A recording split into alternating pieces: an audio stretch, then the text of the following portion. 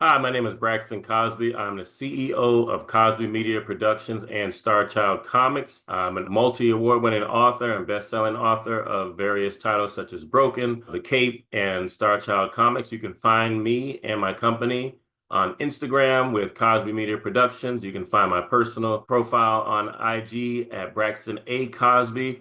And of course, for anything all related to Cosby Media Productions, you can find us on our website www.cosbymediaproductions.com. You are watching and listening to Two Geeks Talking.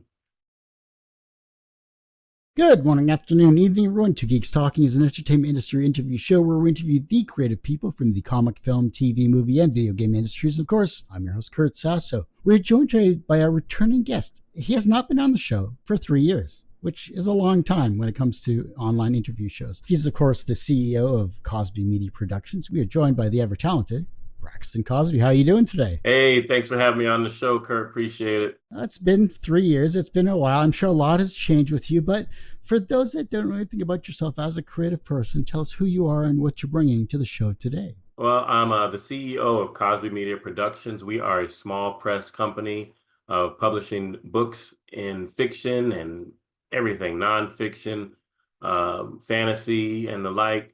We also do inspirational books as well. And our comic imprint, Star Child Comics, we have over 12 first issue comics and a couple of graphic novels as well. I myself have contributed about 5 books to our superhero universe called the Cosby Media Productions Dedicated Superhero Universe, the CMPDSU. 6 authors with 18 novels and 6 different comics of superhero fiction. And yeah, I think I've written over 20 novels, 4 screenplays, 5 comic scripts. So our company has published over 30 authors with 60 different titles in ebook, paperback, and audiobook formats. That is a lot, especially I remember you talking about the universe 3 years ago there as well too. And of course your lovely wife stopped by to talk about her side Yeah. of the business, and hopefully everyone is doing well with your family in that respect. But talk about the origin story of Cosby Media Productions. Walk me through that exact moment you decided to launch Cosby Media Productions, and what was the specific problem you were trying to solve in the media landscape? For me, I was already a published author in 2010 with a small publisher down here in Atlanta. And my first book that I wrote was Protostar, book 1 of the Star-Crossed trilogy. And it done pretty well, had won an award with Reader's Favorite, and I felt pretty good about it. But then the publisher decided to close its doors, and they gave me the rights back, and I shopped it around again, got it picked up I got a literary agent, got it picked up by another publisher. And as we were working on the second book of the series, which was Supernova, we had some differences in opinion of where the direction of the book was going to go. And I decided to just kind of get the rights back and said, hey, I do it on my own. I was just going to be self-published on my own as an author. And then I ended up getting my book, Fat Free for Life, which is based on my health and wellness paradigms, with me being a physical therapist, personal trainer, and a certified nutritionist. I said, hey, you know what? I got that picked up by a pretty solid publisher in Charisma House. And when the book came out, I really didn't get any traction. So I started going, man, I've been published by a small publisher, a larger house, and I just really don't see a lot of the advantages of doing that. So I decided to kind of just spin it up myself, start Cosby Media Productions in 2014. And my goal always was just to be a partner with authors. We don't really consider ourselves like just a publisher only.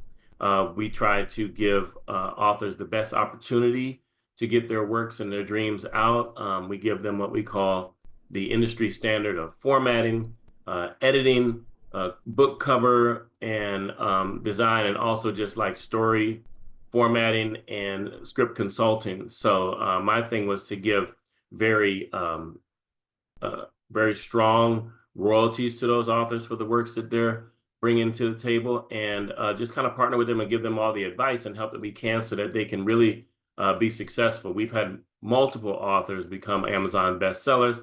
We've had some award-winning authors as well. So I feel as if I've done my part. Like I said, being on one side of the publishing fence for so long, I just didn't see all the advantages of it. So I wanted to give authors a place that they can really call home, get their works out. We've had authors who have brought multiple works to us after their successes, and we've never put out a call for submissions in the 10, 11 years now of being a publisher. It's all been word of mouth. So people just kind of come to us and say, hey, my friend was published with you guys. Would you take a look?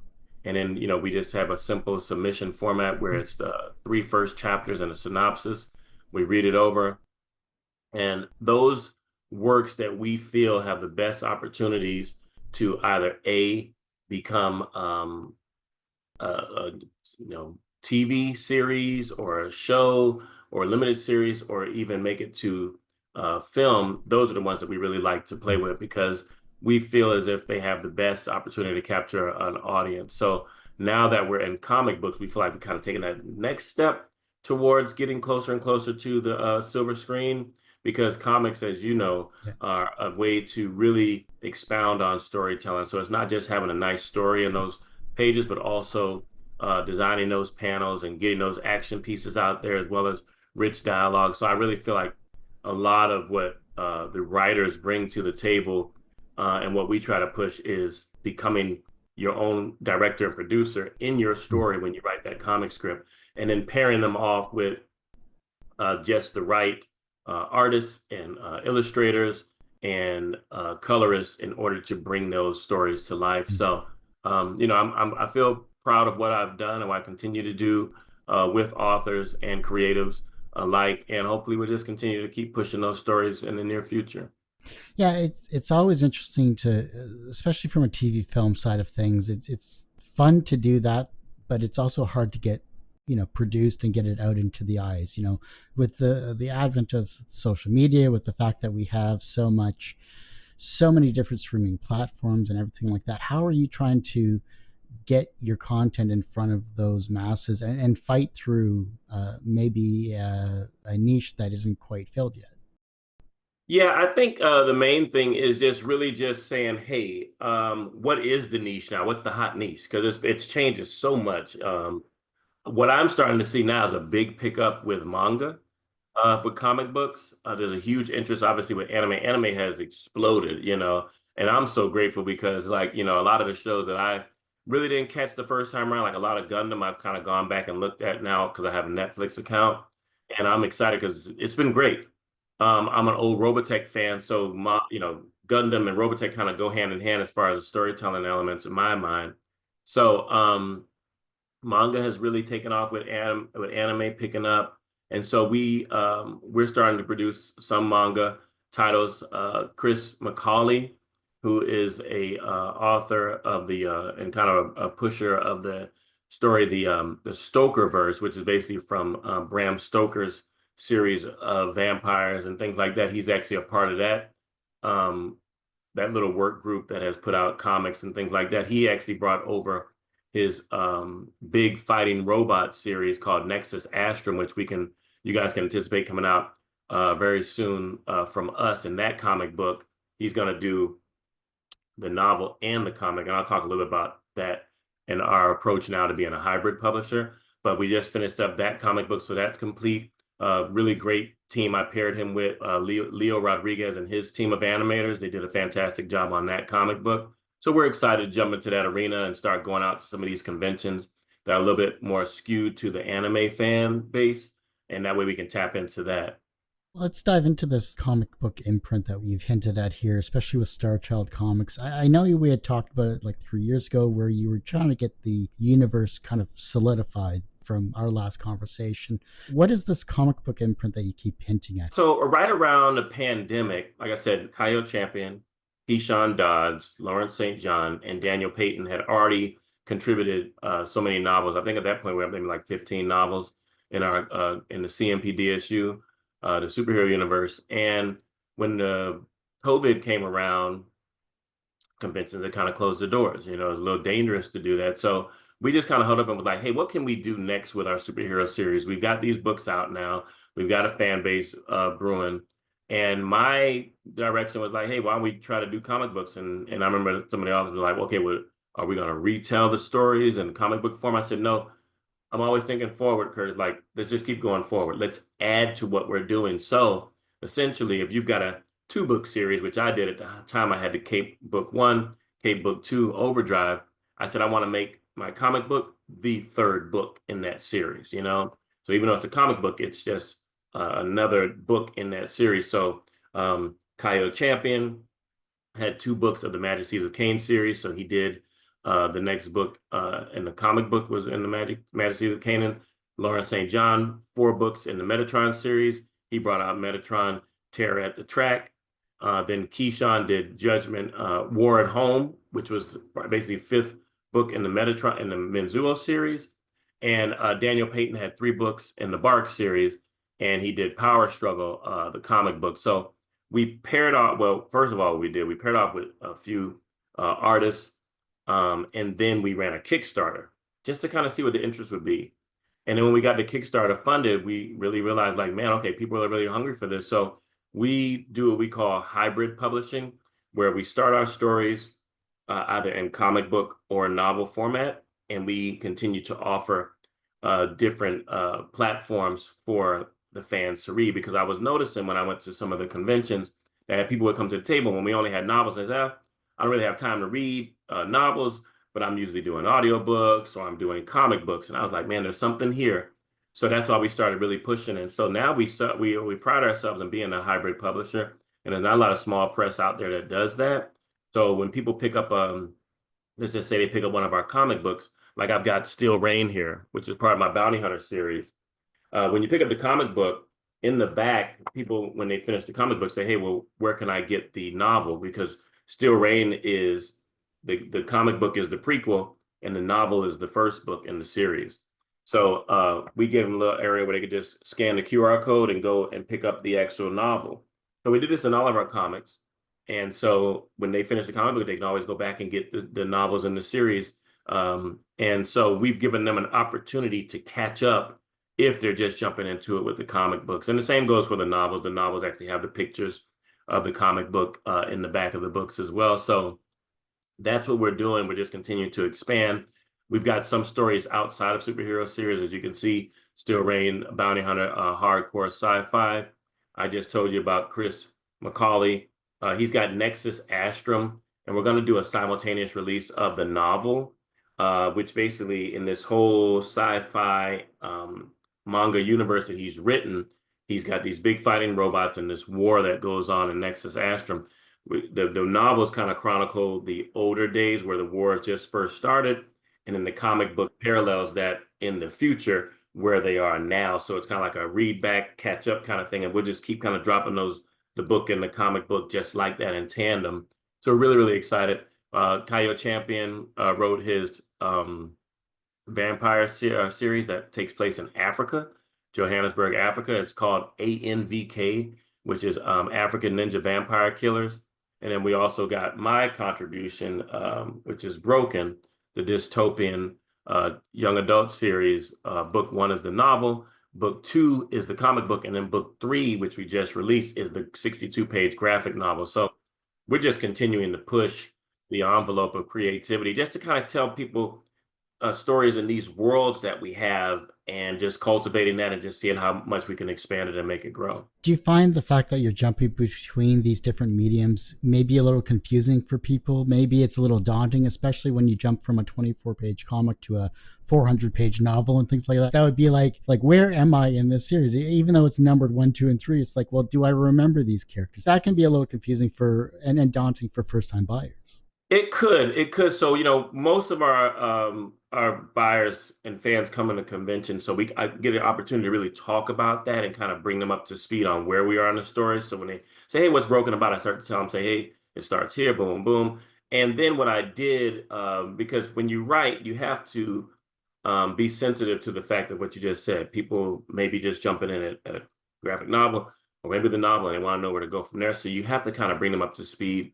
And you write these stories that they can stand on their own, but you really want people to grab the entire package. So the novel, obviously, just being the foundation, it kind of speaks for itself. You can read the back synopsis and get an idea of where that starts. But if you the comic book, if you read Broken, the comic book by itself, it's a standalone story. There's a 3-act structure. There's a protagonist. There's the inciting incident, and then it takes them into the journey through the act 2, and then it finishes up with act 3. So it's very complete, even if it has a cliffhanger ending. It tells its own story. In the graphic novel, what I did is I basically kind of made a page right in the beginning saying like where we are now. So basically, I catch you up without giving you all the details of book 1 and 2 in the Broken series, but saying, hey, here we are now. This is kind of where we are, and now we're going to move forward. So each one of those books just piggybacks off the ending that happened in the previous story. And so I think it makes it very easy for people to continue. And plus, what we do in the comic books was really nice. Like right at the top, like say for instance, you pick up Bark, Power Struggle. It'll say following the events of Bark Book 3, and then it'll say what it is. So you really kind of know how to connect everything and go forward. And people have done a pretty good job at following up. And we'll just continue to do it because people really love having that variation. I can't tell you how excited they get when they know they're like, oh man, it's a comic book? Okay, well, oh, let me try that. They just want to try something new. I think that a lot of fans are just looking for something new and different, especially when they come to conventions. They want to just be a part of something that they really didn't expect to be when they come to the convention. They want something new and fresh. And I think our idea of hybrid publishing is exciting to a lot of readers. You mentioned audiobooks as well somewhere in our conversation there. Is that another avenue that you're approaching? Is that like a simultaneous release, or is that something you're trying to gear up for other content? Oh, no, that's normally what we do. Normally when we do our stories, we release the novels and then in the ebook paperback.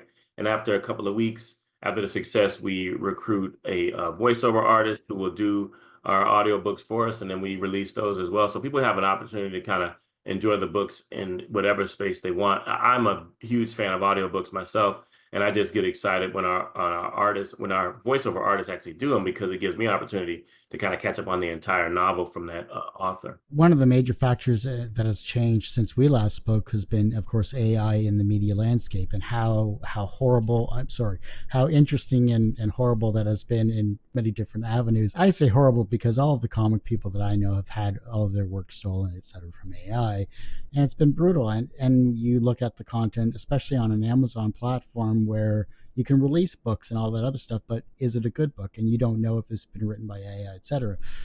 Now, based on our past conversations, I know that's not a factor when it comes to Cosby Media Productions, obviously, but what's your take on AI in the creative space? I mean, honestly, we have advanced so much with technology that I just don't know when it's going to end. I don't know when it's enough. Everybody plays around like, oh, I'm going to make a robot now. I'm going to put a neural chip in your head. I'm like, we've seen this stuff already, and it wasn't good in the movies, the way these stories ended. So I don't know why we're playing with this. And I think, it's the same thing. Yes, a computer can do a fantastic drawing or a painting or a comic book maybe, or even tell a great story. But there's something about the human spirit and the soul being poured into a work that makes me want to get it. I want, when people say, oh, this was an original work or they made it themselves, because I know I'm sharing the essence of the work that the artist put into their work. That creative put together an outline, decided they were going to tell this story on their own, and that's what I want. Or even when they decide they're going to, even if they're drawing something, like I have a fantastic picture of Ahsoka on my wall over here that this one artist had drawn a couple of conventions ago, and she did it herself, and I want to be a part of that. I want that hand-drawn human being created work to put on my wall. I don't want something with AI because I know it's going to be flawless. I know it's not going to have any imperfections in it. I love to know that a human being worked hard to put it together. It's not perfect. None of us are in anything that we do. None of us are in our existence.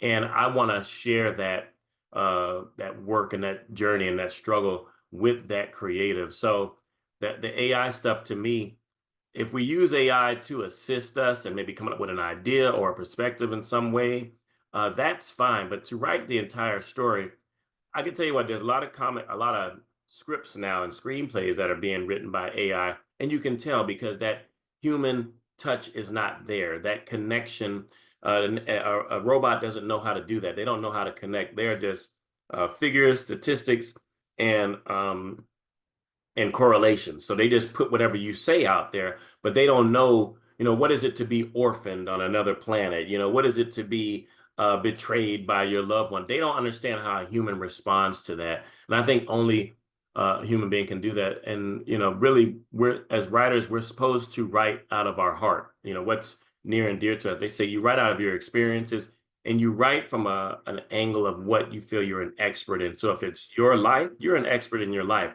If it's your relationships, you're an expert in that. If you're a professional and, like a physical therapist like me, I wrote these 13 principles in my book based off of researched articles that I did off of my life experiences of being a therapist. So I'm an expert in that, and I'm giving that information to the reader. So I don't know what an AI is an expert of because it just kind of goes, it grabs things and it brings them together. But I want to know that, it's a shared experience for me. That's just what I'm about. I'm more about experiences. The older I get, the more I appreciate that. And I want to give that to the readers as well. It's the personal connection. You have to have that. You have to be able to actively communicate and speak, and you're doing that either through face to face, like what we're doing here, or you're doing that through your works, through your comics and through your novels, etc. It's great to see that still that connection, and there will always still be that connection. Whether or not these AI overlords take over the planet, whatever. Um, there's enough dystopian in the world, in the real life. We don't actively need it. No, at all. I mean, seriously, it's crazy. You mentioned Broken here, and I do want to dive into that because that's the more recent works that you have created here. Give us a quick 30-second synopsis of Broken and why it was an important story for you to write. The world, year 2035, all out nuclear war. Nobody knows who started it, but it definitely ended with 70% of the population of the planet being destroyed. That's plant, human, and animal. People rush to the coastlines for fresh water, try to survive. Money means absolutely nothing at this point. And so the world currency is turned upside down, and a military conglomerate known as the establishment actually comes out and starts to enact its own currency, which is a human one. And they basically activate slavery again, but it's based on a class system this time, not on ethnicity. So if you don't have any money or power or wealth, they actually enslave you, and they use people as the currency. So they trade. This is across all the continents at this point. And a young girl named Kisa Donovan, who's been separated from her family, her mother, her father, has now become a surrogate parent to her 11-year-old brother. She's 16, her brother's 11, and they live in these, what they call these precincts and these slave pods in these settlements, and they're separated by ages. So now she has to kind of watch them, and they all have little roles. Kisa is a scout, so she has to sit up in a tree outside of the settlement watching for would-be attackers. And you say, well, who are these would-be attackers? Well, with the fumes of the nuclear fallout, the ashes that you obviously ingest over time, three things happen to you. One, you become insane and you like a madman, kind of like Mad Max kind of guys where you just they're called hoarders and actually pillage the land for resources and they just kill you on sight. Or you could become a mindless zombie type creature we call ashers, although they work more like a hive mind. And then 1% of the population actually gets extrasensory perception, and they are called alphas. And so Kisa is starting to have these visions and dreams and not understanding what's going on in her world as she continues to evolve. And now she is starting to hear signs and hints that there is a resistance that is forming that wants to overthrow the establishment. And her first step is that she's got to get out of that settlement and go into the Badlands and figure out what's going on. So, excuse me, the Deadlands and find out what's going on. So that's kind of how our story starts off.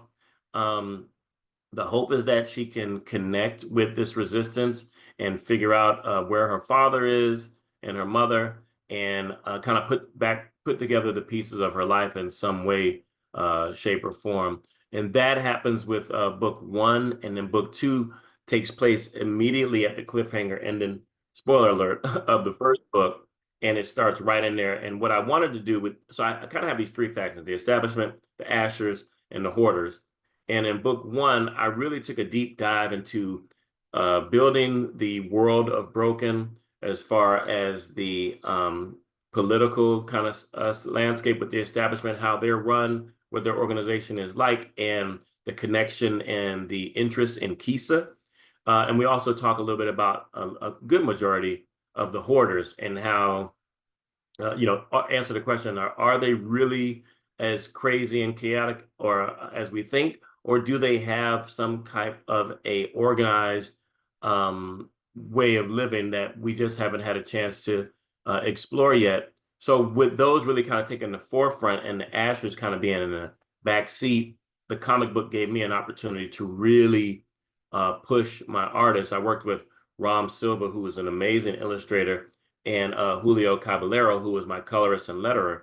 I really was able to push the emotional boundaries and the colors and the story and the action sequences with those Ashers because I really wanted people to see how they operated. So I gave a little bit of a background on them, how they do have this hive mind that they work from. And I was like, hey, since we've gotten a lot of the story foundation in the novel, let's jump in and really give people some great zombie action. So that's what I did. And then the third book, which is the graphic novel, takes place 6 weeks after the end of the comic book. And there's a whole nother story to tell, and really kind of cleared up some things about Kisa's character that people were like questioning, not really understanding where she was, because my initial motivation with writing Broken was to basically just give something to my daughters. I have 3 daughters, and I wanted to kind of dedicate a story to them. Uh, the nuances of being a young teenage girl. I basically have an adult, a teenager, and a young, almost teen, a preteen going on right now. And so I wanted to give them something, taking the little parts of their personalities and putting them together inside of this character named Kisa. And with that, I wanted to also be able to have a character that a lot of people can connect to because she's been somewhat orphaned, because now she is a caregiver, and she also has mental health issues that she is encountering with, imagine that's the whole thing. It's broken. This whole system of her life has been broken uh, into pieces by this event of what they call the big drop, when all these nuclear bombs went off. So um, it's been a special story for me. It's been very well received, and it also won a finalist for dystopian fiction in the American Legacy Book Awards, and it was the highest category winner for dystopian fiction in the Book Fest Fall Book Awards. So I've been really happy with it. It's when I write, my next book is supposed to be my favorite. That's my rule. So I don't finish it until I feel like it's my new favorite. And Broken has done just that. And not just the book itself, but just the series. The comic book is fantastic, and the graphic novel really kind of jumps in. The characters are on display in there, but the world of Broken is more established. I bring in a new antagonist character that I think is really cool, a headhunter that's actually looking for Kisa. And then I also give a little bit more depth to the way that the Ashers move. And I introduce another character type in the graphic novel that I think people who've been following the series are going to really be excited about where it's going in the direction of the story, building up to me working on the novella, which will essentially be book 4 of the series. Wow. It's interesting because I've had a few authors come on about their own dystopian works, and I think it's an interesting genre itself. But what do you think the most misunderstood aspect about dystopian and post-apocalyptic genres that people who don't follow them misunderstand? I think that they really think that they're only one thing. They feel that they're either fantasy or they're science fiction. And I think they don't understand it. It's actually a mix of both. The fantasy elements, true to the aspects of fantasy, is really taking you into characters that don't exist and probably couldn't exist, which is why it's called fantasy, and telling a story through that, where science fiction is actually taking some application of science and turning it into fiction. Whether it's real or not, you're taking those applications and you're building those worlds that are outer worldly. So they're a little bit outside of the universe that we already know exists, and you push the envelope. So I think what's nice about dystopian is that you can have, especially in Broken's case, you can have these Ashers and these hoarders, which is more of the fantasy piece, but you can also have the science fiction about how this has affected human beings and changed their genome to become something else. So there's this really nice, and then also I talk a good amount with the novella that I'm working on now is how this all took place. Where's the science behind the nuclear fallout? And you start to wonder, is it something that can really happen? I think of something like The Last of Us, where the creators actually did a really nice job of talking about fungus and how these fungi, if they were, if it was ever to really get to this point, can be very powerful because I think on a microscopic level, when you look at fungi, it is really, really science, really for lack of a better word, it's kind of gangster. The kind of way it can just take over something. And you look at it small, you see this little patch of fungus, you don't think it's a big thing, but what was going on in that small little universe is huge. So they basically just took that, put it on a macro scale of how it would affect human beings if we had this powerful fungus. So they took science and they applied it to fiction and they made a fantastic story. So that's really what dystopian is like, hey, the world that we know has ended. Where is the scientific application of how we got here? And then if you're creating something within that, where is the fantasy? My original introduction into dystopian fiction was with Ray Bradbury's Fahrenheit 451.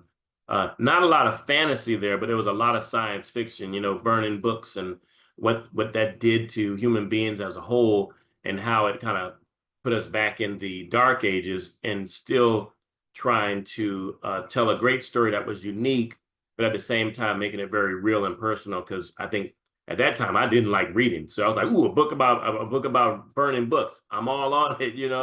And then I ended up getting the story, and it was just so interesting that I started really kind of falling in love with those type of dark stories that were a little off the beaten path of the basic To Build a Fire and Silas Marner and all these other books that were just totally boring to me.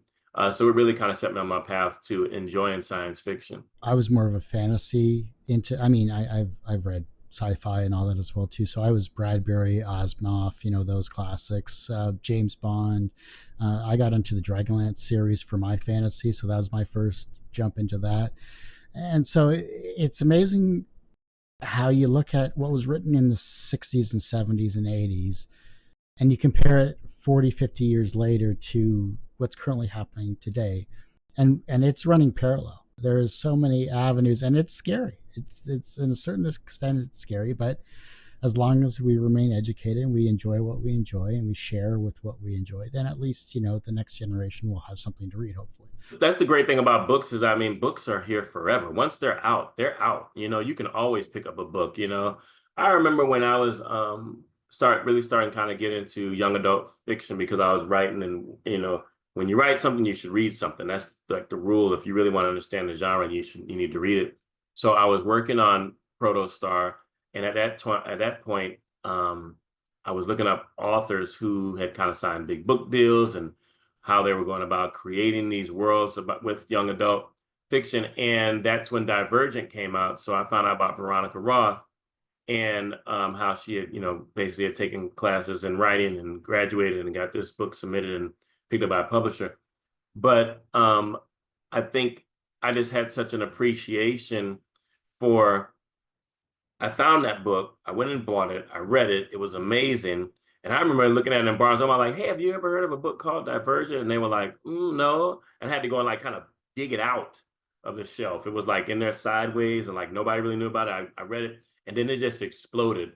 But it took about a year before people really started reading it. So again, I talk about a book that was released. It had a little fanfare to it, but nobody really picked up. And then when it caught fire, man, before you know it, it had been picked up. It had been turned into a film and she was doing really great. So a book can be out there forever. And then somebody just comes along and gets behind the idea of it and says, "Hey, I mean, obviously look at what we're doing now with Lord of the Rings. I mean, we can't make enough movies and TV shows off of it. And those books were written how long ago?" And it's always up to the creative interpretation as well. And that's the hardest part, because you have purists that enjoy the content as is, where there can be no change whatsoever to said content.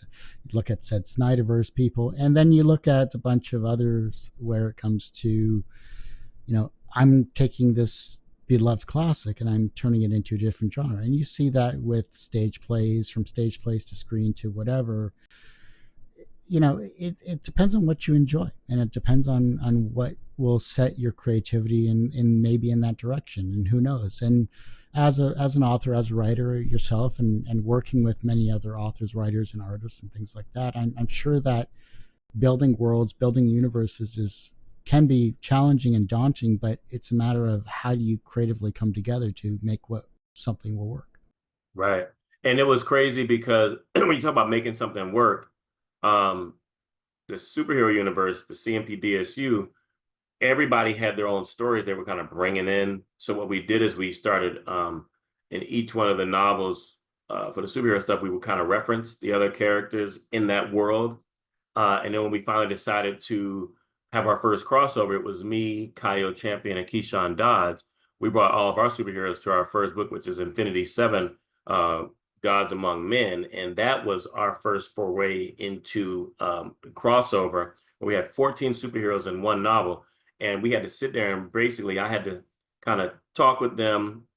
They trusted me to write the outline. And we all kind of said, okay, this chapter, Keyshawn's going to write this chapter, Kaio's going to write this chapter, I'm going to write. And we had to really communicate with each other because we were writing other people's characters. And we had to make sure that we had the same voice and tone that they had. And then we also had to go back through the entire book after we wrote it. And we had rules where we're going to say the word like said, not say, and we had to keep it all in the same tense. So there were all these rules of writing so that when you read the book, you don't know, nobody's voice is changing. It's exactly the same tone. And that way it feels like one complete work that is just written by one person, but it's actually all of us collaborating. So um, I'm proud of that because we ended up getting book one done with Infinity Seven, which is basically, like I said, it's our Justice League, it's our Alpha Flight, it's our X-Men, it's our Avengers. And then book two, which is A War of Gods, really kind of was our bookend to what we were creating. Marvel has that whole phase thing going on, but we brought ours with stages. So, stage one started with Menzuo, and that went all the way down to, let me see here. We ended stage four with the last Metatron comic book, Terror at the Track, and stage four actually kicks off. We start off stage four with Infinity War of Gods, and now I was finally able to finish the second issue of the Cape series of comic books. So the first issue was Hellfire, illustrated and colored and lettered by the fabulous Bruno Abdias, who's actually moved on now to DC, the Cyborg series. And issue two now was done by Salazar. And we worked together furiously on that. And this was a kind of a handoff. Paladin, my main character, had been through books one and two of the Cape. Also been in Infinity Seven, books one and two, and also comic book Hellfire. So it's like taking a moment, taking a step back, and bringing this young group forward called the Fabulous Five.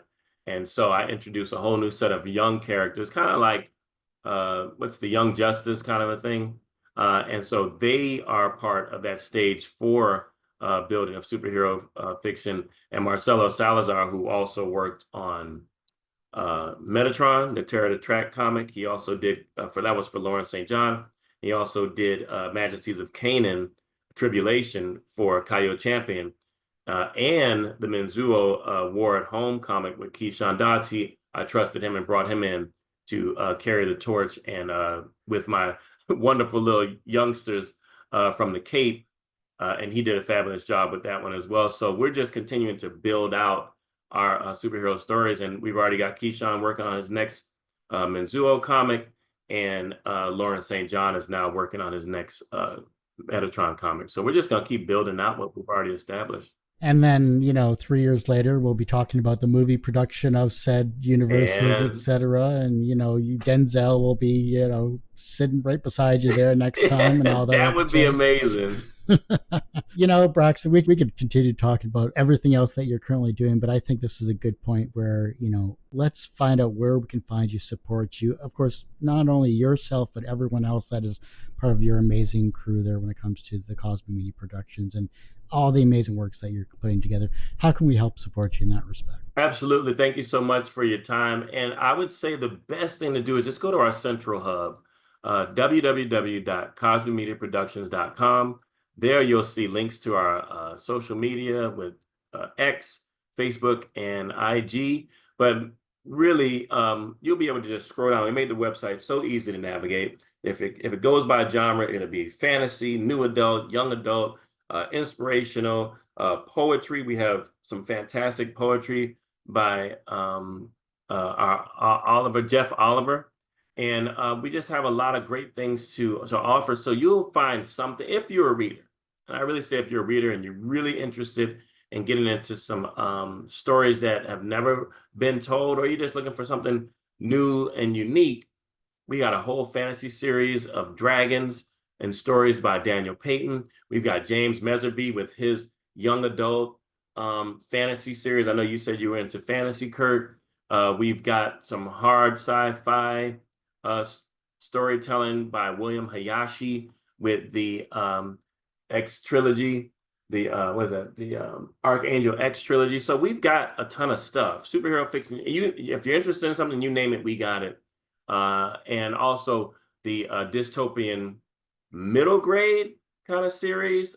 We have that books 1 and 2 of the Restart series by Drew Samuelson. So I know I'm leaving a lot of people out, but like I said, over 30 authors, we've got a ton of stuff to read. So you'll be able to navigate, find what you like, be able to read the synopsis. And if you don't want to buy all of our comics you can purchase on our online store. But if you don't want to buy something there, you can actually click the link that takes you to Amazon or Barnes & Noble and purchase there as well. Awesome. Well, Braxton, like I said, this is amazing to have you on. Got to get you back on, and maybe not every 3 years, but something. Yeah, we got to pick up the frequency. Date or whatever the case may be, for sure. But that unfortunately ends this particular episode of Two Geeks Talking. You can, of course, find this interview and 1,200 plus others. I'm sure it's a lot higher. I just lost count. Give me a break on one person. You can find it at our website, tgtmedia.com or twogeekstalking.com. That's TWO. But the website is going through a complete overhaul, so it's not quite working right. But go to our YouTube channel, youtube.com/TGT Media. You can find all of our interviews there and our short content as well, too. Our podcast you can find at twogeekstalking.podbean.com or just search Two Geeks Talking wherever you get your podcasts. And as I say every week, everyone has a story to tell. It's up to me to help bring that out. Thanks for listening and watching on Two Geeks Talking.